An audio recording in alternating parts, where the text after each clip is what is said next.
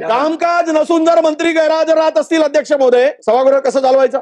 मी यांचा ऐकून सुरू करू, तुमचं ऐकून नाही, या मंत्र्यांचं ऐकून साहेब आपल्याला विनंती आहे आपण चालू करा. ऐकू का मी? माझ्याकडे मंत्री मला सांगणार आहे ही कोणती पद्धत आहे? नवीनच सदस्यांनी पुढे बसायचं, मंत्र्यांच्या जागेवर आरडाओरडा करायचा. तुमच्या बहुमताच्या बराबर जे करायचं ते करा, हेच चाललंय या राज्यामध्ये, हेच चालू आहे. तुम्ही खरं म्हणजे चालू आहे करा ना, चालू आहे गिरीश भाऊ, चालू आहे. काय काम करायची? विरोधी पक्षनेते आपण बोलत राहा, बोला. आपण तुम्ही सूचना द्या ना, मंत्र्यांना बोलावं बोलवा म्हणून सूचना द्या ना.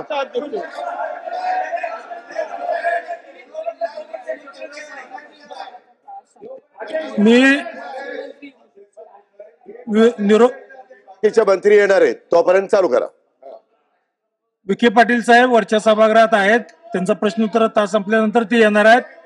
आदितीताईंना निरोप दिलेला आहे, ते अध्यक्ष महोदय. ठीक आहे, आज ज्या पद्धतीनं तुम्ही सभागृहामध्ये ज्या पद्धतीनं तुम्ही वागताय, हे अधिवेशन होत असताना तमाम महाराष्ट्रातील जनतेचे प्रश्न आणि त्या प्रश्नाला न्याय म्हणजे जनतेला न्याय मिळावं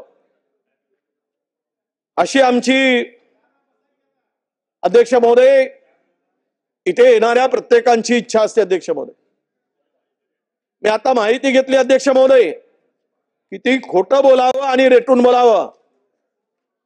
महिला बाल कल्याण आणि आरोग्य विभाग, ग्रामविकास मंत्री महोदय इकडे लक्ष द्या. तुम्ही जे सांगितलं ना ते रेकॉर्ड वरून काढून टाका, कारण आरोग्य मंत्र्याचा कुठलाही प्रश्न नाही, महिला बाल विकास मंत्र्यांचा कुठलाही प्रश्न वरच्या सभागृहामध्ये नाही. एवढं तरी करू नका हो. अख्खा महाराष्ट्र अख्खा महाराष्ट्र बघतोय. तुम्ही जे रेकॉर्डवर आणलं ना ते चुकीचं आणू नका, तुम्हाला विनंती आहे. हे खोटं बोललाय अध्यक्ष महोदय, हे काढून टाकणार, आपण काढून टाकावं अशी माझी विनंती आहे आपल्याला.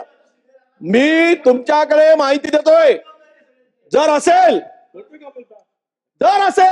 सार्वजनिक बांधकाम खात्याचा आणि महिला बाल कल्याणचे प्रश्न, कुठे गेलाय मंत्री? कुठे अरे महिला हे यांच्याकडे आहे काय? आदितीकडे आहे. आदिती बांधकाम नाही, महिला बाल कल्याण म्हटलं मी. नाही, महिला बाल कल्याण मंत्री आणि आरोग्य मंत्री. कामकाज नसून जर मंत्री गैरहजर राहत असतील अध्यक्ष महोदय, सभागृह कसं चालवायचं? आणि तुम्ही आम्हाला सांगणार आम्ही बहुमताच्या जोरावर मंजूर करून घेऊ?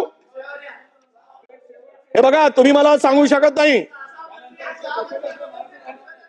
तुम्ही मला असे चालणार नाही. तुम्ही गपचूप बसलं पाहिजेत. यांना दम द्या, मंत्र्यांना दम द्या, यांना बसून बोलायची गरज नाही. मान्य विरोधी पक्षनेते, आपल्याला विनंती आहे आपण चालू करावं. राज्याचे उपमुख्यमंत्री अजितदादा पवार साहेब या निमित्ताने काय चाललंय? सभागृह कसं चालवलंय आपण? विरोधी पक्षनेते आपण चालू करा. त्याला जागेवर जायला सांगा. ही कोणती पद्धत आहे? नवीनच सदस्यांनी पुढे बसायचं, मंत्र्यांच्या जागेवर आरडाओरडा करायचा. आपण सहन नाही केलं पाहिजे या पद्धतीनं. विरोधी पक्षनेते आपण चालू करू. नाही, एक गिरीश महाजनजी विनंती आहे, असं तुम्ही मंत्री म्हणून जरा थोडी तरी त्या पदाला ठेवा. वारंवार उभं राहू नका, तुम्हाला विनंती आहे.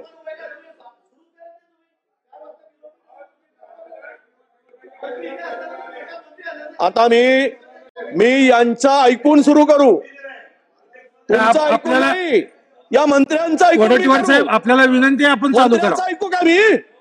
चालू करावं आपण. माझ्याकडे मंत्री मला सांगणार आहे. आता सभागृह विरोधी पक्ष नेते जे काही बोलतायत किंवा एकंदरीत त्यांना कुणाला काही चर्चा करायची नाही, तर मी आता आजच्या ज्या काही डिमांड्स आहेत त्या मागण्याच्या बद्दल मंजुरीच्या करता टाकतो. मग काय किती वेळ असं नाही चालणार? अजिबात नाही. सन्माननीय विरोधी पक्ष नेत्यांनी, उपमुख्यमंत्री महोदयांनी खरं म्हणजे उरलेले आपले सहकारी ताबडतोब सभागृहात बोलवणं आवश्यक होतं. ऐका जरा, त्याऐवजी अध्यक्ष महोदय उपमुख्यमंत्री म्हणतात तुम्ही बोलत नसाल तर मी मागण्या मताला टाकतो. हा एवढा उद्दामपणा बरा नाही, एवढा उद्दामपणा बरा नाही.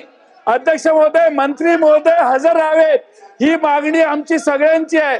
शेवटचं अधिवेशन आहे, शेवटच्या डिमांड आहेत. अर्थसंकल्पाच्या मागण्यांवर सगळ्या मंत्र्यांना बोलायचं असतं आणि अध्यक्ष महोदय जर मंत्रीच उपस्थित राहणार नसेल तर तेव्हा एकच मंत्री उपस्थित आहे, उरलेले 3 गैरहजर आहेत. ठीक आहे. आणि अध्यक्ष महोदय म्हणून त्यांना ठीक हजर आहे. राहायला पाहिजे.